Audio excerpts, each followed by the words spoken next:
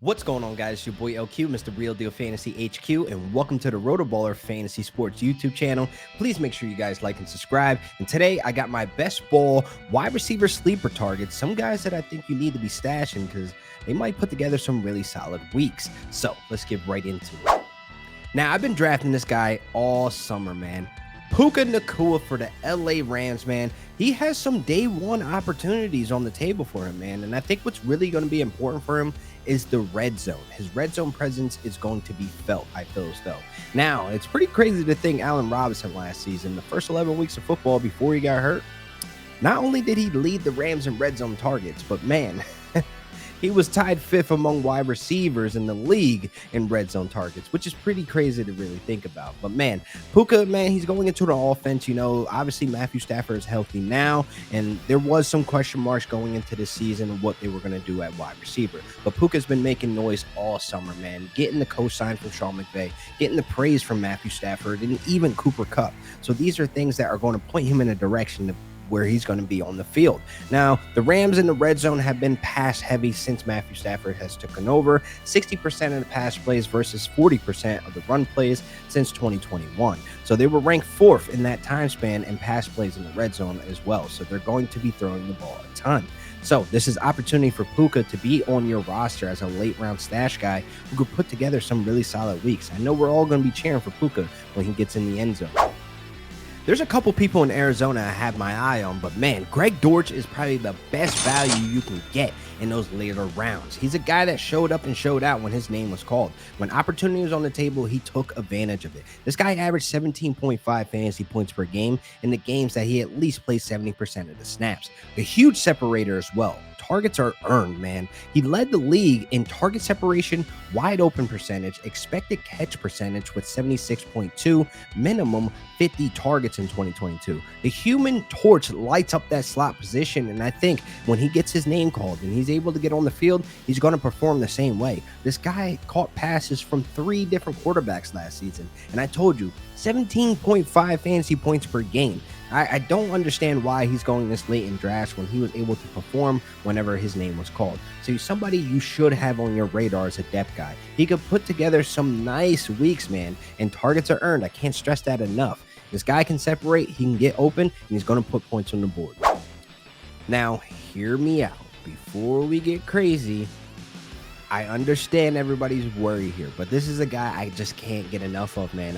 I'm drafting him in the late rounds, and it's a steal to me because Paris Campbell is a guy that we've been chasing these last couple of years for fantasy. You know, the crazy people like me that want this guy to succeed. And I think the new environment, the new team, new situation, I really feel as though he can really put something together with this offense under Brian DeBoer. The Giants right now, they have 36 probably slot wide receivers. I get it. But on the depth chart as of our lads, he's number 1 slot wide receiver. And we saw a little flash, you know, in the preseason with his 3 catches and 3 targets. I think this will be a reliable slot wide receiver for Daniel Jones. And you know, Waller's over there as the alpha. But man, if Paris Campbell can be that second option or third option in that offense, because obviously you still have Saquon Barkley in the mix, I think he could put together some nice weeks, man. Maybe you might see a couple touchdowns. I mean, we saw guys like Robert Woods come from Buffalo, and a new location kind of helped him out in LA where he became a sub wide receiver, or even Zay Jones. He was bouncing around the league a couple years, and then he had a season high last year.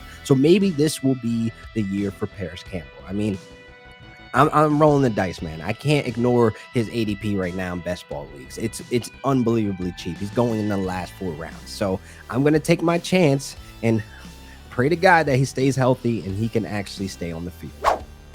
Now to talk about a former Giant, Richie James is a guy I've been targeting a lot in best ball leagues, and he's a guy that popped up last season on a lot of fantasy managers' radar going into the fantasy playoffs. And he's a guy that is a good depth piece, man. And look, last year in his second start of the season, he averaged 12 fantasy points per game. He led all Giants wide receivers in targets, receptions, and in receiving yards with a healthy 20% target share. Now, targets are earned, ladies and gentlemen. I can't beat this enough into people's heads. And looking at the small sample size in preseason, he's the Chiefs' top wide receiver right now in target separation as per Next Gen Stats, with 4.1. And also worth mentioning, he's the leading wide receiver for the Chiefs in end zone targets. So he's going to have a lot of opportunity on the table for him to put some points on the board.